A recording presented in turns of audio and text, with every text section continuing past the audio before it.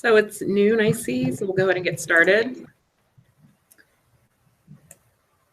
Hello, everyone, and welcome to today's structured conversation, Awareness and Strategy Necessary for Technology Success with Joe Levy. Thank you for joining us. My name is Nicole Long, and I will serve as your moderator today. On behalf of the SOL Professional Development Committee, I thank you for participating in today's structured conversation, and an extra thank you to our guest speaker, Joe. A few logistics before we get started. You must have a YouTube channel in order to type into the chat dialog box on the right-hand side of your screen. You will see a link to create a channel if you do not already have one. I encourage you to participate by asking questions, sharing comments, and providing feedback through chatting. Okay, let's go ahead and get started with today's structured conversation. Joe is the Executive Director of Assessment and Accreditation at National Louis University. Joe is passionate about data-informed decision-making, accountability, and promoting a student-centered approach inside and outside of the classroom. Joe earned his BA in English from Baldwin-Wallace College, his MS in Student Affairs and Higher Education from Colorado State University, and is currently working towards an EDD in Higher Education Leadership at National Louis University. You can connect with Joe through a couple of different options, which we will send out over the follow-up email after the conversation. So please join me in welcoming Joe before the conversation starts today about assessment technology. Thanks, Nicole. Hi, everyone. I wanted to just let you see my face for a moment because once I share my screen to share the presentation, my face will go away as it'll then just have my name and you'll see my screen. But hello, welcome. I'm excited to be here and excited to be talking about this topic. All right, so let me share my screen.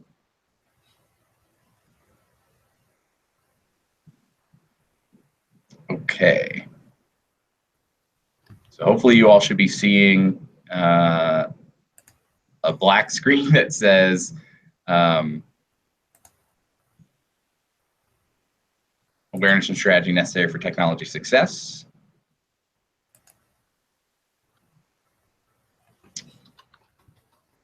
So I wanted to give a quick overview of what we'll be talking about today.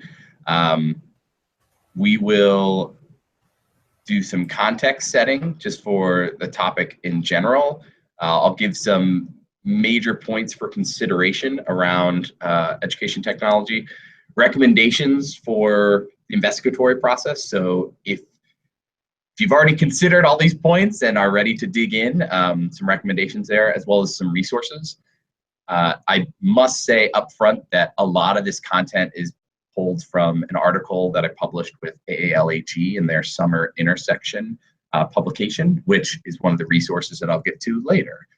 But for those who didn't see that, why I'm here presenting today. And just so you know, like any good assessment piece, there are some learning outcomes for this session, so hoping that you all will walk away knowing that education technology is a tool and not a solution, that you'll be able to list considerations for adopting that technology, and that you'll be able to identify resources for education technology. So I know that within this system, we don't necessarily have the capability to quickly tabulate responses, but I did want to pose a reflection question. I have a few of these throughout, so feel free to either just personally reflect on this question or chat in your answer. But given the learning outcomes, wanted to see which were the areas that folks were most interested in learning about, just because they're all being covered, and I can spend more time on one topic than another. But thinking through these different pieces, because they'll all be covered today.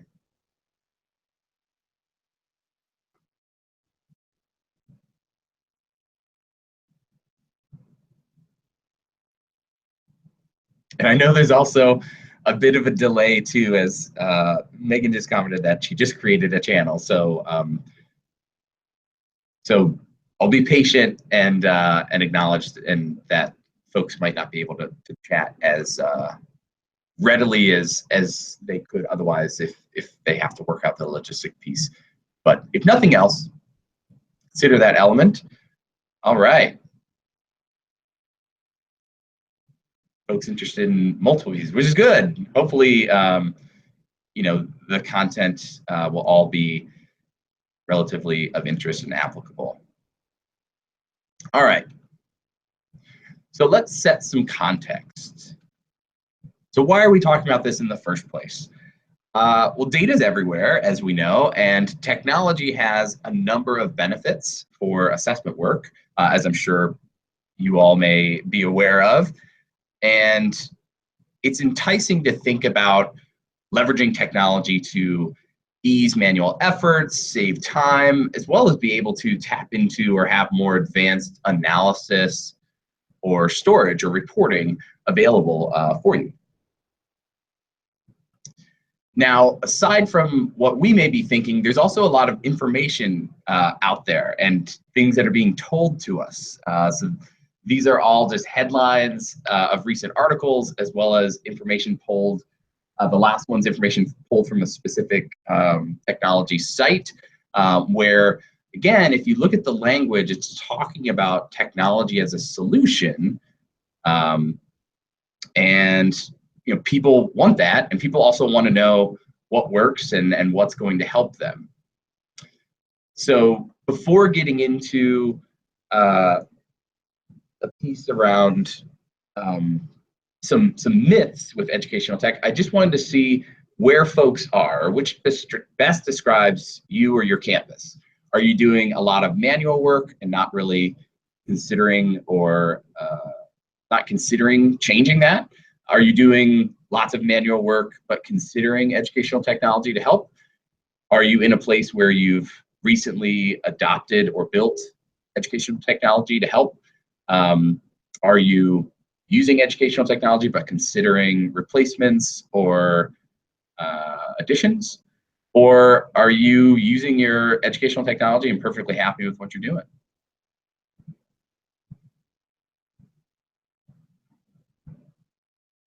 Give a moment to see what some folks have to say.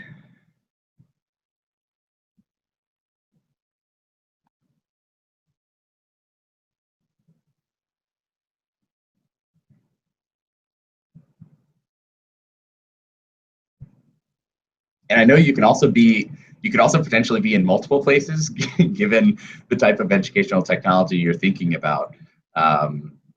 I know, like for us with our kind of early alert system, we're in the C category, but we're in the B category with, or the D category, sorry, for assessment. So yeah, like Nicole said, you can potentially be a mix there depending on which educational technology you're thinking about. Okay. So one myth that I want to put out there is technology by itself is your solution. And this is not the case. Technology is a tool. Like anything else, like any other tool, it's only as good as it is appropriate to the situation, as well as the experience of the user. So, you know, sometimes people think that if they have a problem with analysis or if they have a problem with data collection, that if they just get a better tool, it'll fix that problem. You know, sometimes people think, you know, that they're going to advance their course evaluation efforts if they switch from paper to online, and maybe, but there's more to it than just adopting the technology. So it's important to recognize that technology is not the solution, or not the solution alone. Which goes into the next myth, that technology by itself is a strategy. And it's not. Your technology, again, is a tool, and so that can be part of a strategy, but that still needs to be implemented, utilized, leveraged, and behaviors still need to change. You know, I used to work for an educational technology company, and I saw this all the time. I still see it now. Other institutions, even my own institution, where people will identify a problem with a situation and recognize, you know, some of the barriers or constraints to that, some of which can be technology, and think about and jump to technology being the solution or being the strategy to get from point A to point B, which it can help with that. But, you know, adopting and buying technology isn't necessarily going to change people's attitudes. You know, for example, if faculty members aren't putting an emphasis on course evaluations, then getting a new online tool is not going to change that for faculty. You still need to convince them of the benefits there. Like, same thing with surveys. If you're not doing a good job promoting surveys or encouraging students to complete them, it's not necessarily going to matter if it goes from paper to online, because the behavior element and the strategy still needs to go in place beyond just the tool being there. So I don't want to get ahead of myself because I touch on some of these points throughout, but I do want to pause and just see if there are any quick questions about those initial myths, which again, we'll cover more. There'll be themes throughout, which is why I don't want to hit too hard or talk too much more about it here, because it'll be evident as we move forward.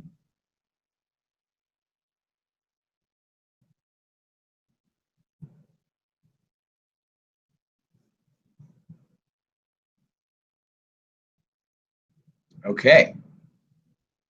All right, so let's dig into the points for consideration around educational technology. So first, you need to think about whether technology is appropriate to your situation. So just like assessment practices, just because something works for someone else or another institution doesn't mean it's going to work for you. You know, I see this often. You know, I'm in a Chicago area assessment group, and it's a connection of Chicago area institutions, and we talk about assessment.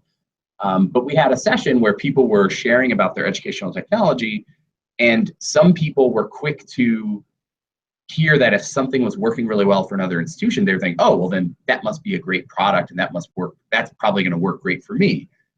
Not necessarily the case. You know, they might have a very different setup. They might have a different culture with which you're introducing that technology, a different strategy, different resources. And so it's important to think about those things. You know, Linda Susky in her book, and I put the reference at the end of the presentation, but she outlines actually a number of considerations for advancing assessment, and one of them being key to understanding your institutional needs. And I think that connects really well with educational technology of you need to know what your needs are and where you're looking to head and what the institution is trying to accomplish, as well as what resources are missing, and then seeing if educational technology fits in there. And I would say, again, while technology is not a solution unto itself, if it were a solution, it's important to identify what problems it would be solving, right? So if you're able to articulate and identify what those problems are, then usually once you uncover the what, it's thinking about whether you have the existing resources to accomplish that. And then you'll also be able to see, are there pieces of process, strategy, or behavior that need to change or need to be considered aside from just the technology component? Because when you articulate those problems, you'll be able to see, okay, well, yeah, maybe the technology can help with reporting, but we still need the people to run the report, or we still need the people to digest the report and share it. And that's something that the technology can't do. I mean, some technology can spit reports out to people's inboxes, but we haven't gotten advanced to the point where it can force people to read it or do something with it. But sometimes people get so hung up on existing processes that they miss the opportunity for potential change or advancement at their institution. And so sometimes, like I said, in an existing situation, you might think that technology can help or change or take you to the next level, when in fact, maybe it's just changing behavior, or maybe it's retooling your existing process to better engage people or better leverage the resources or people that you have together in order to move forward. And yes, technology can help with that, but it's important to first look to diagnose those needs, as well as see if it's just truly a technology or resource problem, or if there's also the strategy and behavior components at play. So the next big consideration, which is somewhat related, so beyond the needs, is thinking of the goals. So, pulling from Mackie's work, she says she promotes a guiding framework or strategy for assessment, which technology can assist, but it's important to have that guiding framework. So are there expectations that you have in place in terms of the amount of assessment work to occur? Some institutions set a goal of areas assessing at least 2 learning outcomes a year or a cycle, or producing at least 1 report every 6 months, or whatever those expectations or goals might be. It's important to have those articulated, because then when you think about technology and how that might help, those pieces. Are there particular problems to be addressed? Like you have too many surveys occurring, and so then from a technology perspective, well, then it might be important to have the ability within the software technology to visualize and see all of the surveys in one place, and to see maybe a calendar to know not only the amount, but how frequently they're going out, and you better address this problem. Without this awareness of your assessment culture, it can be difficult to consider appropriate technology, because you might then just be having very expensive wishes for a product that are fairly vague. There are so many products out there around educational technology. And one of the resources we'll share with you at the end, and that Saul's working on right now, is somewhat of a list, an inventory of all the different software that is out there and available. And a lot of them do the same things or similar things, but it might be that one has a particular focus on this, or for another one, their flagship product is this, but in order to stay competitive, they've added these supplemental pieces which really aren't core of their business, and so they might not emphasize that as much. So without knowing the exact goals or problems to be addressed, it can be difficult then to even think for the best product, or to know, when you're looking at a product that comes with additional features, which of those features are helpful versus which are unnecessary. Are you paying for things that you're never going to use? Are you paying for things that aren't going to advance your other institutional goals? Look to know those elements so that you can capitalize on that differentiation or focus to be an informed shopper with these potential technologies.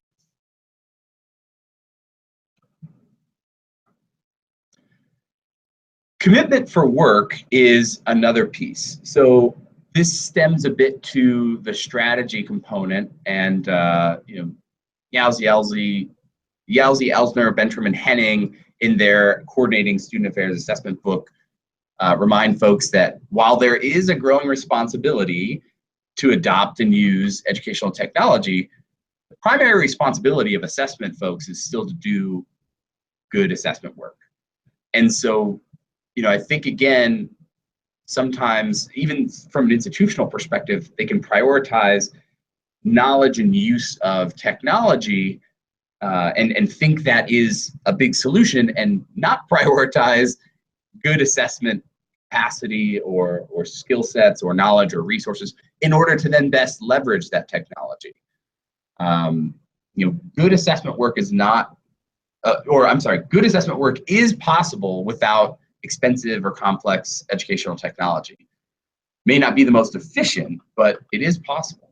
And likewise, a lot of times with institutions, especially if you're just starting or if you're looking to put some common efforts in place, starting small is the way to go. And you don't want to overwhelm folks getting involved in the process. And a lot can be done with just a little. And so sometimes having that additional technology isn't necessary from the beginning. But again, technology will not do the work on its own. So you need to have, if this is something you're going down the road of to consider, you need to have that commitment of behavior change from faculty and staff that are going to be involved, that they will be able to engage and look to do this work. As an example of, say, curriculum mapping or outcome alignment, there's technology out there now, and one of the things that more and more products are looking to offer and institutions are looking to visualize is like their outcoming framework, or how outcome data then rolls up or aligns, and they want to see that visualized, and they want to see technology products that can do that for them. Well, there are plenty of solutions out there that can do that, but they rely on the institution having those connections in place.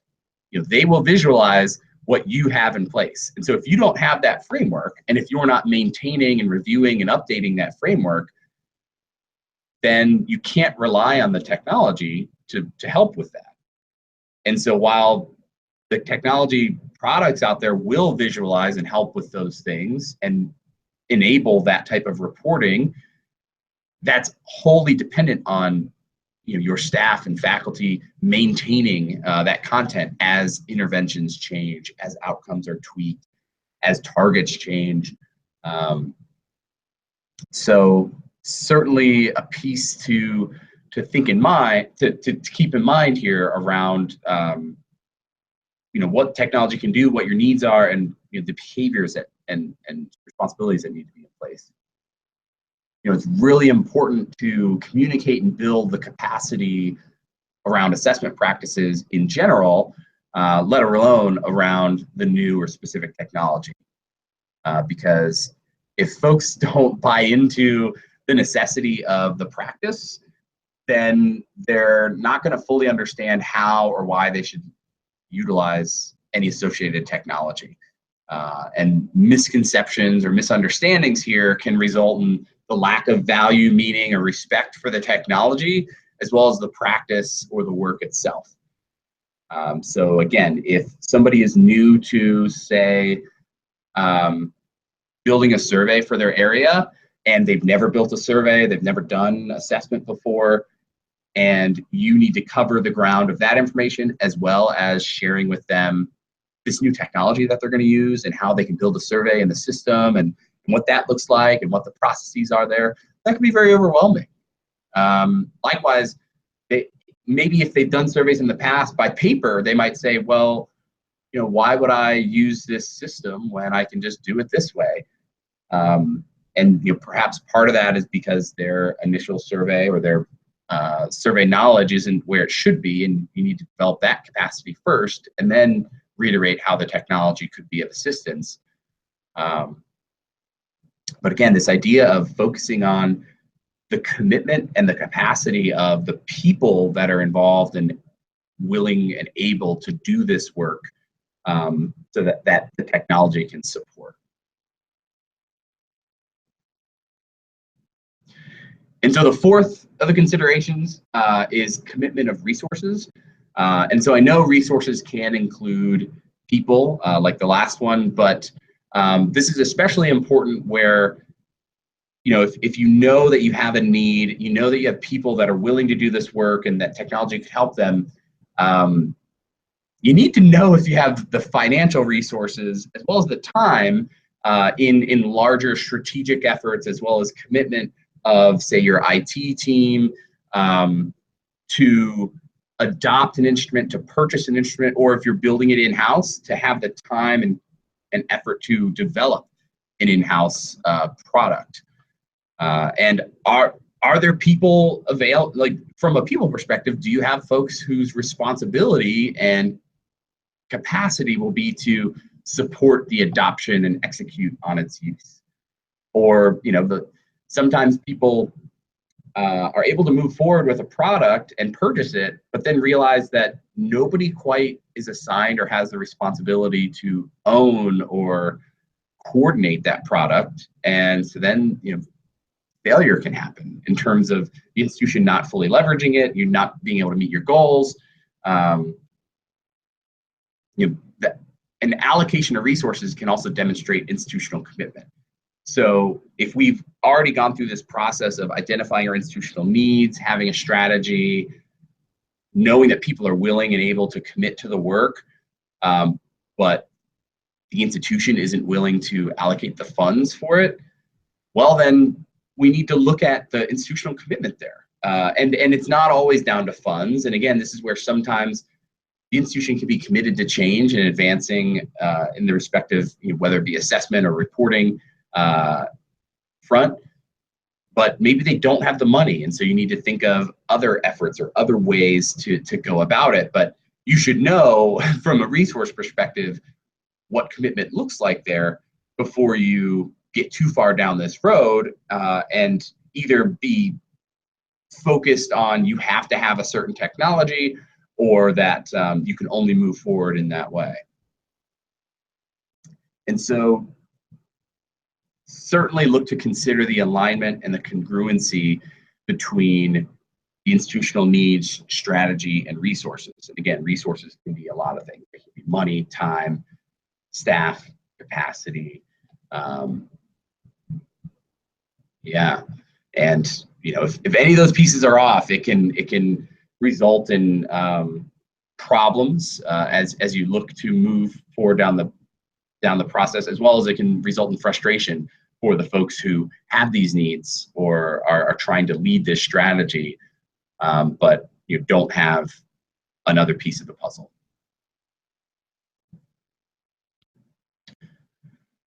So I know I went through some of those considerations relatively quickly, but to supplement them, and again, this is part of something I had created for the article, is I made this flow chart that has all of those elements built into it.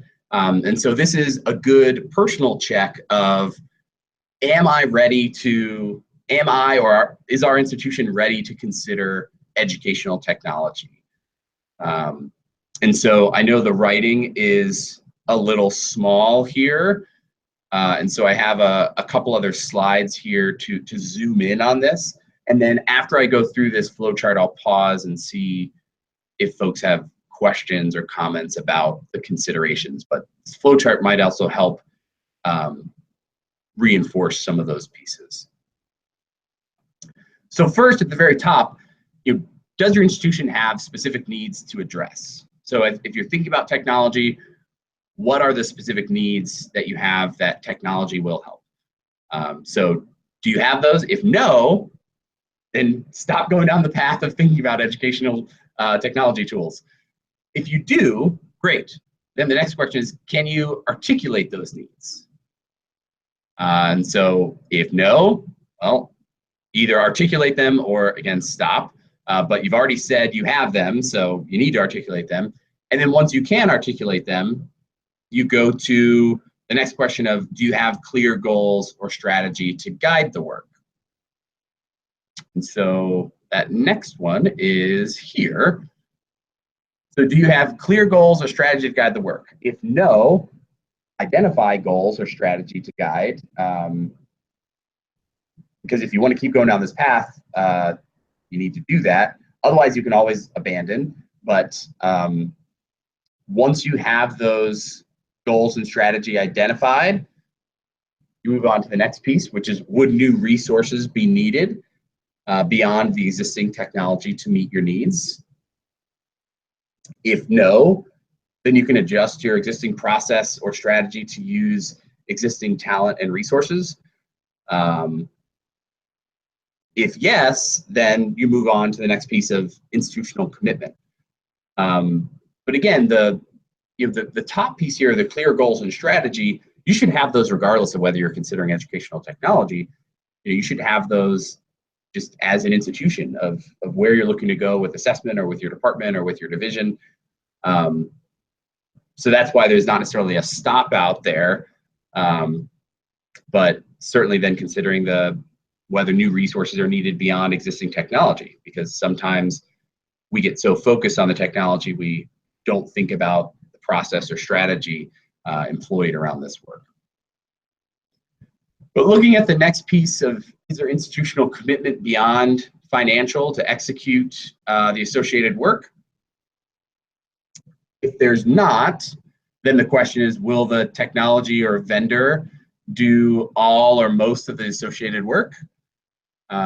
If the answer is no, then technology adoption is likely not to work out so well, and you should not revisit or go back into the process without either a vendor that does provide that service or without more institutional buy-in and commitment there.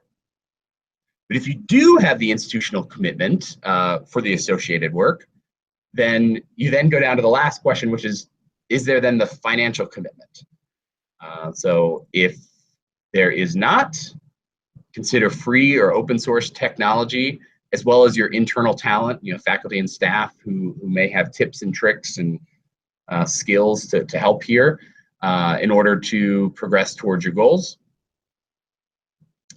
But if there is financial commitment, then at that point, go forth and research to your heart's content of thinking of potential products and tools, whether those are homegrown or in the market, as you look to advance your practice. And by going through this process, you have articulated a number of clear pieces of information that can be helpful both for you all to be on the same page, as well as to share with potential vendors of what you're looking for in technology. So the reason why these considerations are important, as well as that flow chart is worth working through, is if too many people spend the time, energy, and money to build, adopt, integrate, even research new technology, and then they experience failures on many fronts. So again, having worked for an educational technology company and served a number of campuses, as well as been a user of different educational technologies at various schools, I can tell you this happens all the time. From a company and product perspective, a good company will prompt early on to ask you for your goals and your strategy and your needs, but they may not always tell you that you're not ready to make or fully utilize the technology that they have to offer. They may not always advise you that it's not the best fit, or you need to develop, the institutional behavior or commitment or foundational efforts in order to best leverage and utilize the technology. Institutions may recognize that they need to advance their assessment practices and assume technology will allow them to leap to better practices. But while technology can help, it's not going to change behaviors or attitudes towards assessment itself. So sometimes there's that changing of hearts and minds and communicating importance and empowering people to be involved and engaged in assessment that has to happen before technology should be introduced. Otherwise, people can blame technology as the problem. And I've seen that play out where people who are not living up to institutional requirements or expectations around assessment work will blame a technology solution and say, well, this isn't user-friendly, or, this, I wasn't able to figure this out, and so that's why I didn't do it. There's already enough problems in technology adoption, integration, and rolling that out at a campus, there's already enough opportunity for things to potentially go wrong or fall through. Let's not add behavior or culture issues into the mix. And so that's why it's so important, to really do this work and intentional reflection ahead of time, to know that. And I would share that for me, I have a pretty intimate knowledge of a lot of educational technology out there, and I've been in a position where I've had a handful of the considerations from the flow chart, and even had the final financial commitment, but I didn't have the commitment of the people and the behavior and the understanding of assessment, and so it was not worth the institution investing that money and time into a product when we still had to do the initial steps of understanding and valuing assessment and putting in practice a foundation of behavior and activity that then the technology could help advance or elevate. We had to do that initial work first. Otherwise, the technology could have helped, but then not only would I be worried about helping educate and build capacity for folks around assessment as a practice, but I'd also have to play customer service and help orient them to leveraging technology, which why create double work for yourself, especially if then that technology is really not helping you more than what you could have done manually with the folks.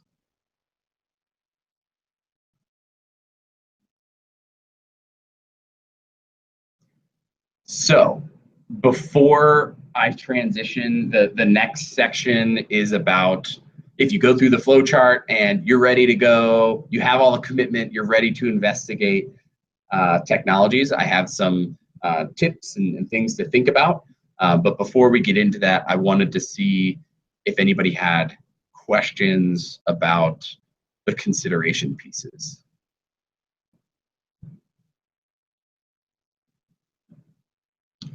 And I see there's one question of, how do you know when you should abandon a technology solution you adopted? I think it comes back to the alignment question of, what are your goals? What are your, what's your strategy that you're hoping to execute on or accomplish? And is the technology helping with that? Or helping as it was promised or intended to help? And if not, then it might be worth considering if there's other options or other ways to leverage that. And sometimes that is potentially looking at other technology, but sometimes it's also, is there something in-house that we can do to work around or supplement this? And then if it's just not at all meeting your expectations, then absolutely it's time to abandon. But I think it comes back to the strategy and the alignment and knowing your needs and how technology fits in with that.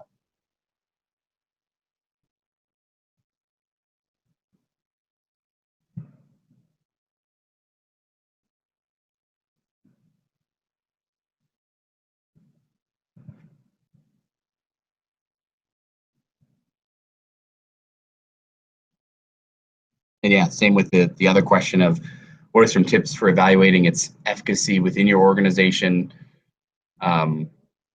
Same, once, keeping the information nearby that you used in selecting the technology of what needs it was supposed to fill, how it was supposed to help, what goals you were working towards.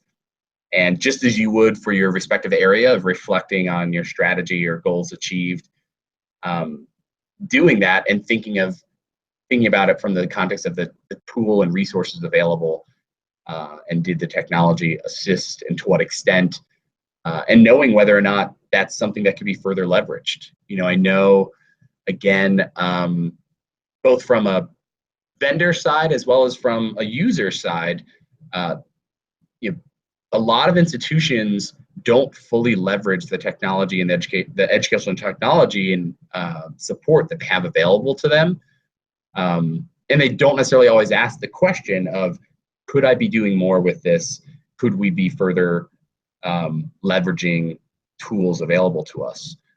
So it's always worth asking that question, but to have that conversation, you should really know what you are trying to do, as well as where you're trying to go as potential avenues for advancement of practice, so that you can then discuss those things with somebody who's more familiar with the technology.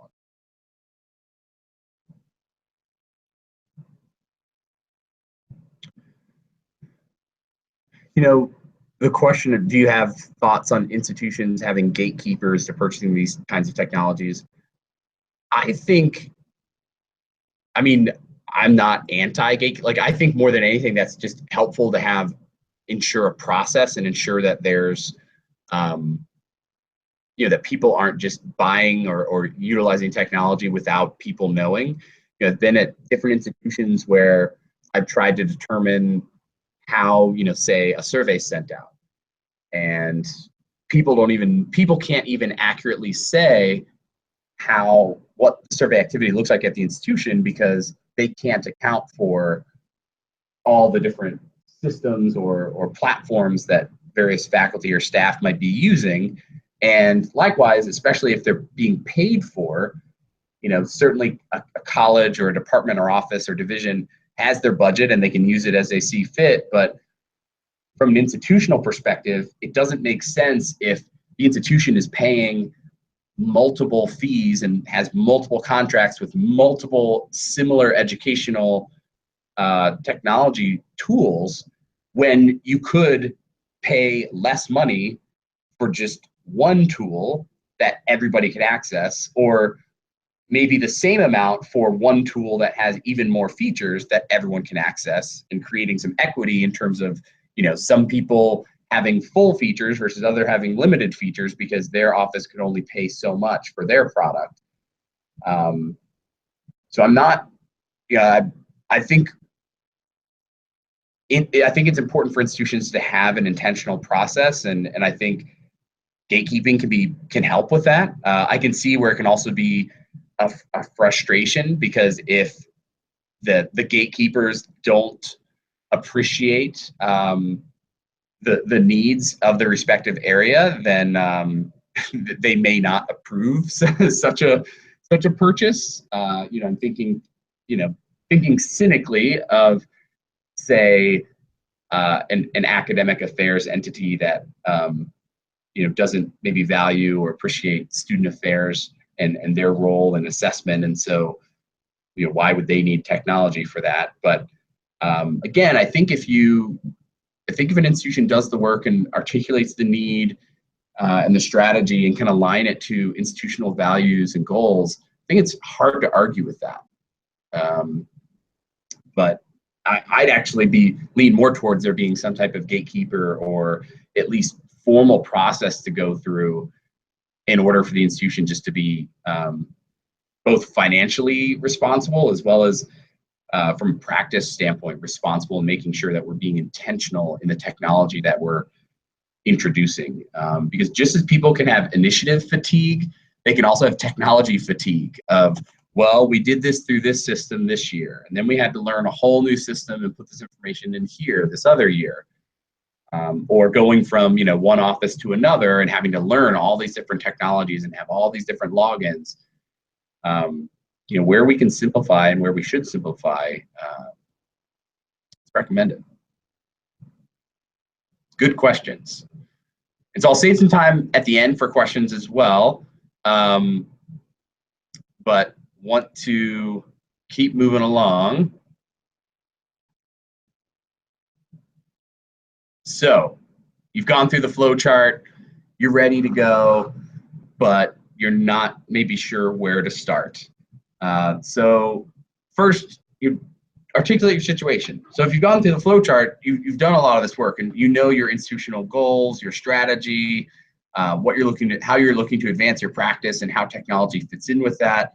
You know your needs, and so looking to articulate that content, but also articulate what the prioritizing what the needs are. And you're going to be getting some essential pieces, but then also with this technology, you're going to get some other sort of good to have, desire type things.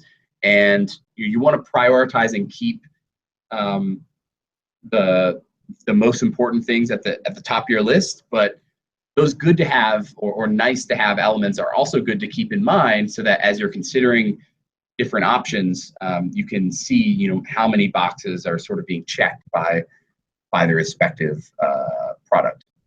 And I would say in this process of articulation, you don't necessarily worry about stating it a specific way or using language that vendors or tools will understand. You just focus on describing what you're after, because most, at least bigger technology companies, they want to talk to you anyway and better understand what's going on, so you will have an opportunity to further communicate and clarify that information. But if you're looking to develop something, say, in-house, look to put it together and communicate it in a way that whoever you need to present that to will understand. Another thing that's really important is being inclusive of others. So, one of the problems potentially, even if there is not a gatekeeper, is that sometimes people in areas don't think to talk to another group or another department or another entity to get feedback on needs or strategy or how technology can help their work. And likewise, building or integrating, adopting, or using new technology always impacts areas beyond your own. If nothing else, it's going to impact your IT staff, but it's likely also going to impact your institutional research or registrar areas, especially if you're looking to pull in any or utilize any kind of student identifiable information or demographics. If you're looking to get involvement data, then you're going to need to be engaging with your student organization or your student involvement folks. So this process should not necessarily be gone alone just by assessment staff or likewise by those areas without assessment people. And if it's a product that potentially has institution-wide issues, thinking of your faculty, thinking of your academic leaders and whether they should be part of the conversation, or knowing what their needs are and whether any of these tools might make sense to them. And especially where it's expensive, sometimes you can get support and there's added incentive of having those folks involved, because they can help split the bill as well as help elevate the priority of or benefit of technology.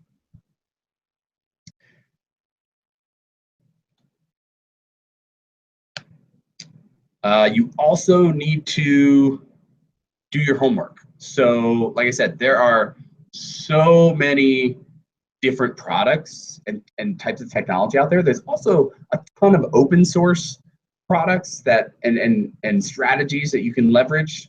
So even just doing a web search, there's a lot of recordings, webinars, demos, both of homegrown products, free open source things,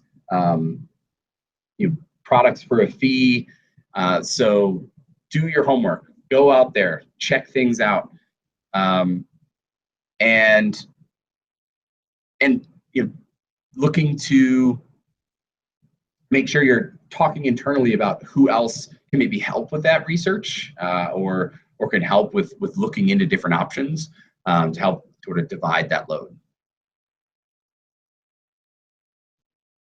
And once you've done your research, put yourself out there.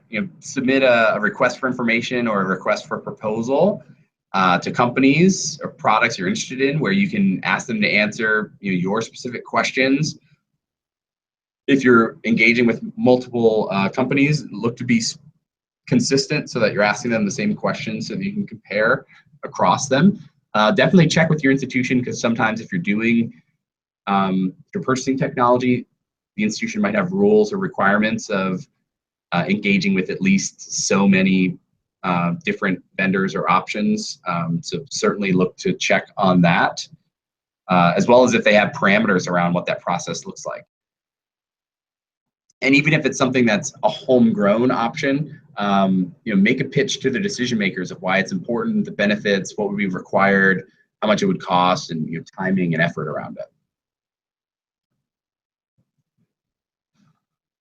Just as you want to include people in thinking about your needs and types of technology, it's rarely up to or based on the consideration of just one person. So be inclusive of evaluating and deciding the technology.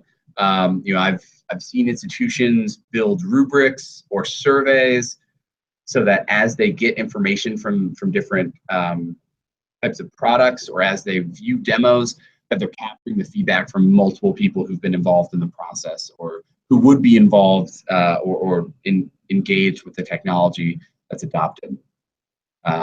Review that information that you get back, weigh your options, make your decision, and realize too, like I said before, that sometimes you might get to this point where you're so engaged with what you need and where you want to go and considering different types of technology that at this evaluation point, you may recognize that you're not in the best place to purchase technology.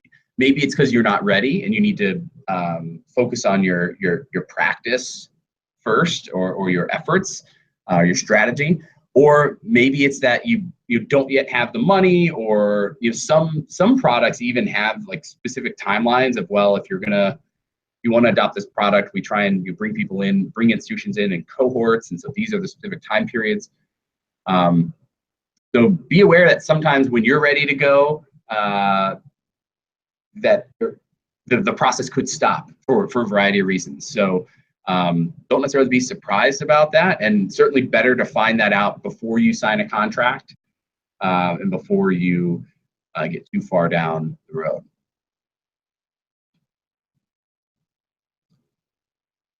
Some resources to consider. So I mentioned a lot of this content that I presented here is from an article that I had published in AALHE's summer edition of their intersection publication. But I would highly recommend you all going to that publication, because while mine was this high-level consideration type piece, all the other articles are about specific institutions utilizing specific tools, or doing homegrown efforts, or talking more about specific processes and how technology has helped them. So for folks who are interested in this topic, definitely go download that publication, and it's free and available at that site. Also, as I mentioned, Sal is working on a repository for all sorts of vendors and products that do a lot of different things. That is very much in process, so don't have much else to share there, but we are looking to, once that is done, either share that out in the resource Dropbox, or else have it available on the SAL site.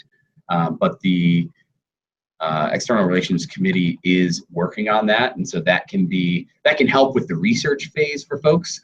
But know too, there's again so many things out there on the market and so many evolving pieces that are happening that this might not be the most accurate or up-to-date data, depending on how we then are able to maintain it. So still do your own research, but this could be a helpful piece.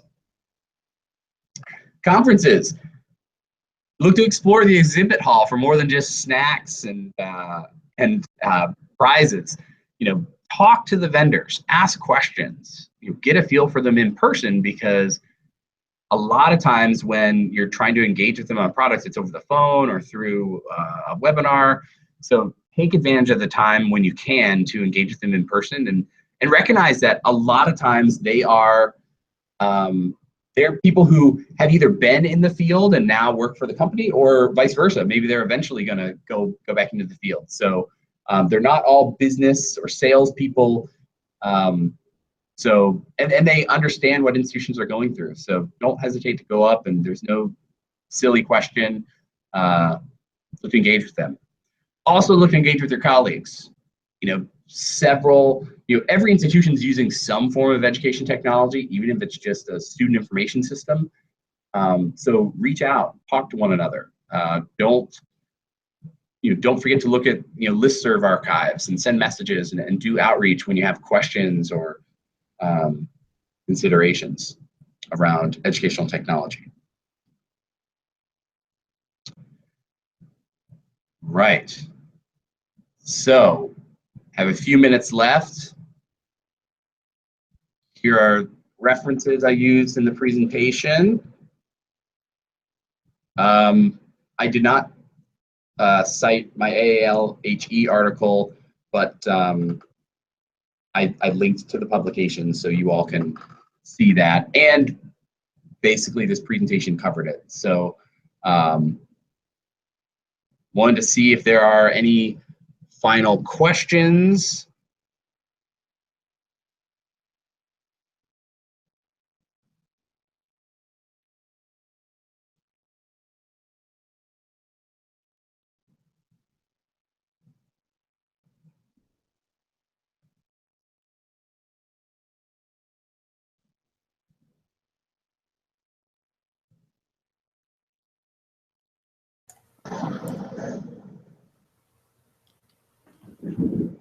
Okay, it looks like we don't have any additional questions. I'll wait just a couple more seconds to see if there are any other questions.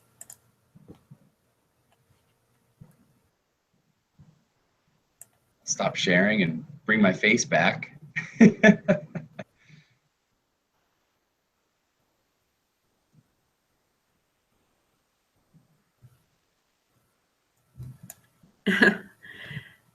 Okay, well, it looks like we don't have any other questions coming in.